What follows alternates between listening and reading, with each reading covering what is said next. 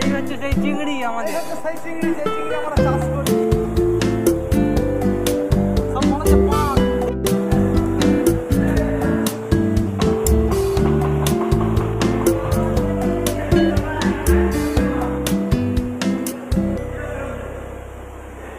আপনারা দেখতে পাচ্ছেন এই যে আমাদের কালী স্কুপ করছে,